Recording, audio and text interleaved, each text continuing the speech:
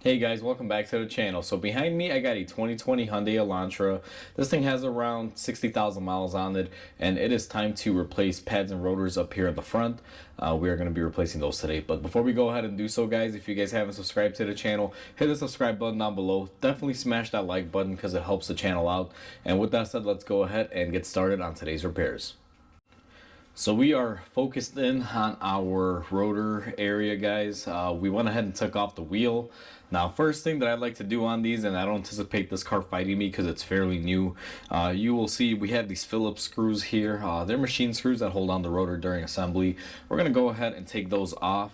I like to use this impact tool, and the way this works is you basically put that on there, you take a hammer and you strike the back end, and it should drive it off.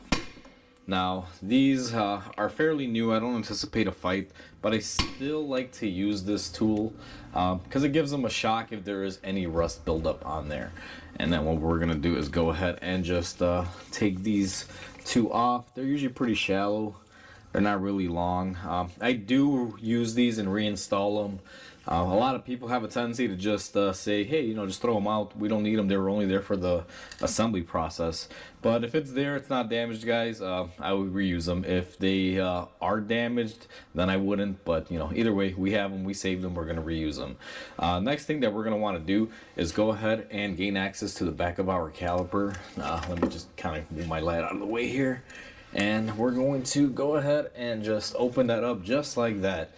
Now what we're going to be doing on this is pads and rotors. What I'm going to do next is go ahead and get my caliper off. One little trick that I like to do before I get my caliper off, guys, especially helps you out when it comes to compressing the piston. Take a flathead screwdriver, and I will show you here kind of at a distance because I need to get in here, and just kind of grab onto the inside there and pull back on your rotor using the screwdriver, or I'm sorry, pull back on your caliper using the screwdriver on the rotor there, and you will see we're giving ourselves a little bit of wiggle room.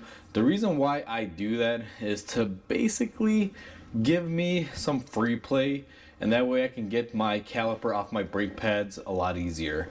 I'm gonna go ahead and get some tools so we can take off our caliper, and I'll be right back with you guys. Have you guys set up behind the caliper. What we're going to do is take our 14 millimeter, and we are going to go ahead and remove our caliper pin bolt. The way I like to do it is remove the bottom one. Most of these will give you enough swing room to just go ahead and be able to lift up on your caliper and just get it out of the way. Now I'm going to momentarily put mine to the side here because I don't have my hanger currently with me.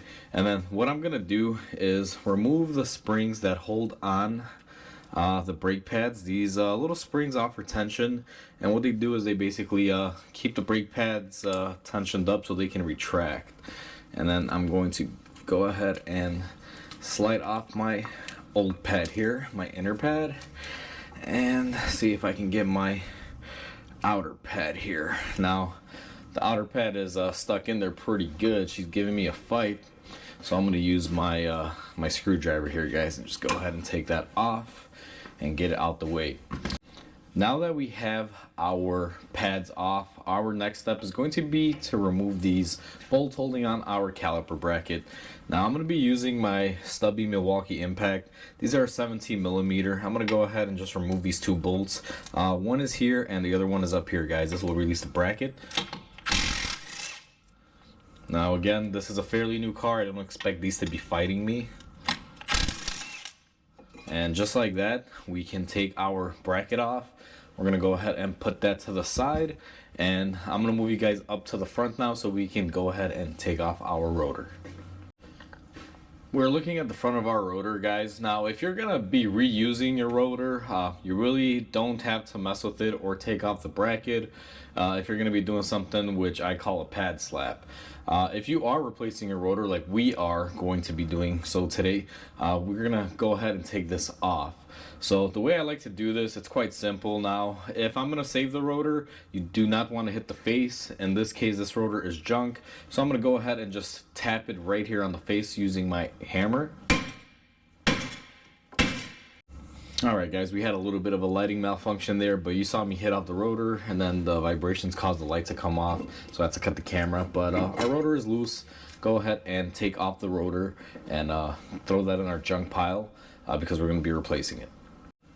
Now that our rotor is off guys, our hub flange here is actually pretty clean. I've looked at it, even though this looks like it's rotted up here, it's actually pretty even and flat. There's no need to really clean up this hub face. Like I said, nothing is really sticking out of there. Now I'm going to go ahead and take up our new rotor here, and we're going to line up the little holes here with those previous screw holes that we took off.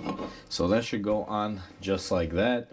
And what I like to do here, this will help you out when it comes to reinstalling the caliper and bracket. We're going to go ahead and screw it down and keep it from moving. Again, some people don't like to reuse these, and there's no requirement for you to put them back on, but they do help when it comes to reinstalling everything. The reason for these screws at the factory is so when the car is being built and it's up in the air, they keep rotors from falling off and hitting people on the head apparently. That's the backstory that I have on why they have these set screws or machine screws on there. But if you don't have them guys, or they break, you know, you could do without them. So now that we have our rotor on here, we're gonna go ahead and get our bracket prepped. So we are on the bench, we have the bracket. I'm gonna show you guys how I like to do my bracket prep. You just take off your old hardware. Typically these will just come right off. Be careful because they can be kind of sharp and they could potentially cut you, but I am wearing gloves.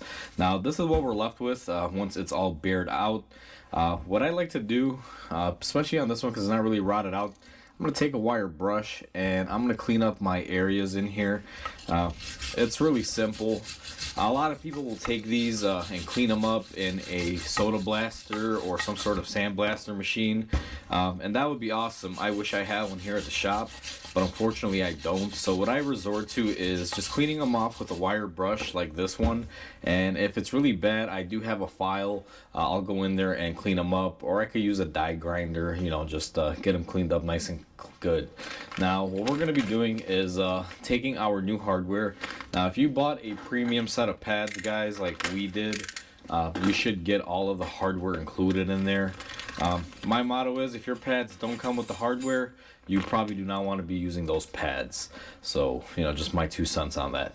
What I'm going to do now is go ahead and take the new hardware and we are going to line it up and just throw it on our bracket. It's really simple, really easy, especially these. They don't require a whole lot.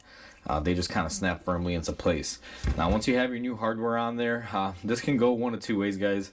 I know some people that before they put the hardware on, they will put some grease down underneath it to help keep the bracket from rusting. However, I don't really do that because, you know, it's gonna get washed out regardless. It doesn't really stick.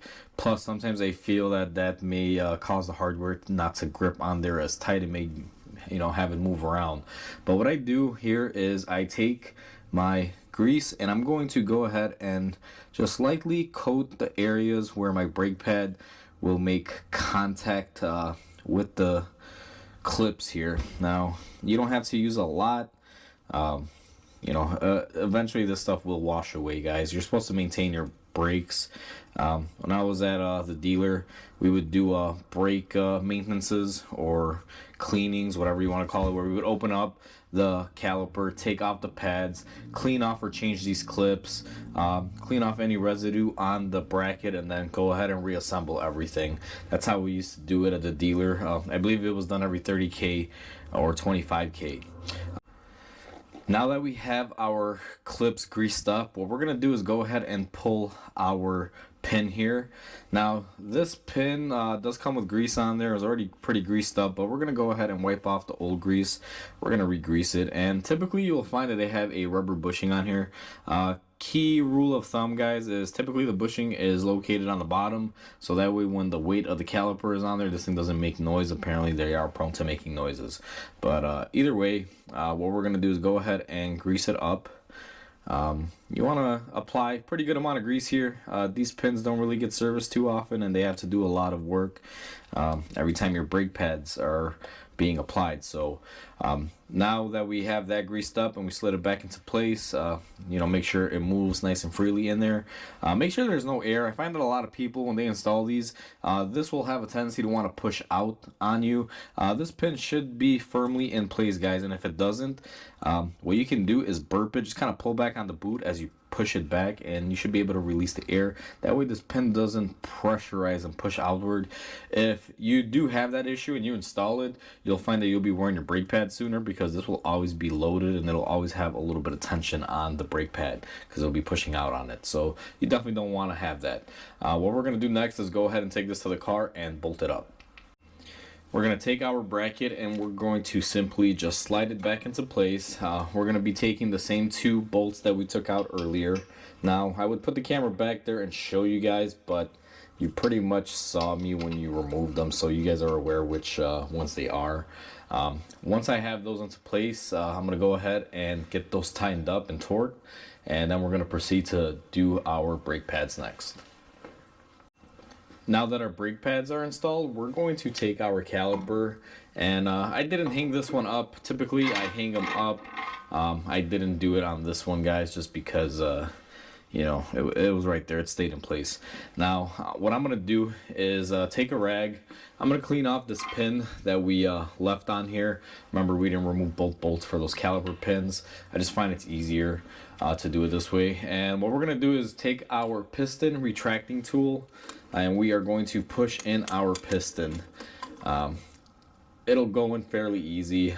If you have to really squeeze on this to get it in there, you may want to possibly think about replacing your caliper, because that piston should move in and out of that bore pretty easily. Shouldn't give you a fight. Next stage in this that I like to do is go ahead and take the same grease that we used on the brake shims and everything, and we are going to basically coat the inside of our caliper. We are going to put some on the inside of these fingers, guys, because that's where the brake pad makes contact on the caliper. You just want to have a little bit of cushion room. And I also like to put some grease on this piston seat area. Any part that is going to touch the brake pad, I like lubricating. And then we are also going to lube up our pin here. Remember, be generous on your pins. These do require to be greased up pretty good, and they need to slide very easily in order to give you the best pad life and performance. And then we are going to take our caliper. Now, if you spin it off the way I did, make sure you don't have this hose twisted, guys, because you can easily do something like this and try to install it, and you will see that line is all twisted up. So pay attention to that. I always do, because you can create a brake problem without there even being a problem just by not paying attention to that. So now what we're gonna do is go ahead and slide it in. You guys saw it goes in very easy, and do the same thing. If it pushes out, just burp it out a little bit. Now, this particular brake pad does need the springs to be installed.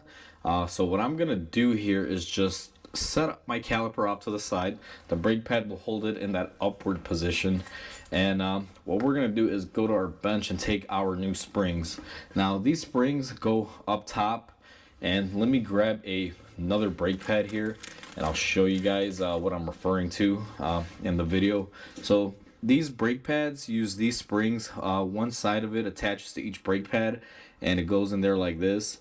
They are under pressure, and what they do is when the caliper squeezes them together and slows down the car, after you release the brakes, this will push the pad separate from the rotor, kind of giving them a little bit of space, so that way you're not wearing down your brake pads.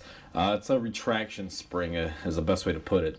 Now, these can be a little tricky because you got to keep this up and get your retraction spring in there. So I'm going to go ahead and put the first one in there, and this can be a little bit of a game here.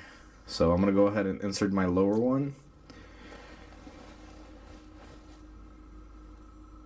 So now that we have that one in place, guys, what we're going to do is just carefully lower our caliper on here, and that should be holding everything in place. What we're going to do next is go ahead and take our caliper pin bolt, and we're going to go ahead and put that into place, and we're going to tighten up our caliper pin bolt. Now that our caliper is tightened up, guys, pins and everything, I just want to go over everything, make sure your brake hose and everything looks correct. Once you've checked everything out and everything is good to go, all you're going to want to do is clean up your rotor surface here, especially if you touched it. Now on mine, these come pre-packaged with oil on them. What I like to do is clean them off afterwards when the job is done. So what I do is I just wet a rag with some brake cleaner and I clean it up. The back side, I do the same thing. I just kind of hold a rag here and then just, turn the rotor. And once you do that, you're pretty much all set, guys. All you have to do is put on your wheel and go ahead and pump up the brakes before you drive it off, and she would be all set and ready to go down the road. So that's how easy it is to do pads and rotors on a 2020 Hyundai Elantra, guys.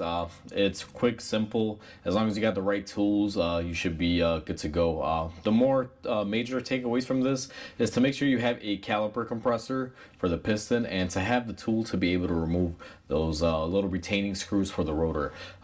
That seems to be the majority of the hard stuff on here. But other than that, it's pretty easy to do, as you guys saw. So hopefully this video helps you guys out if you guys are doing this to your car or working on something similar to this. Please comment, like, and subscribe, because it definitely helps the channel grow. I hope you guys have a wonderful day, and I'll catch you guys on the next video.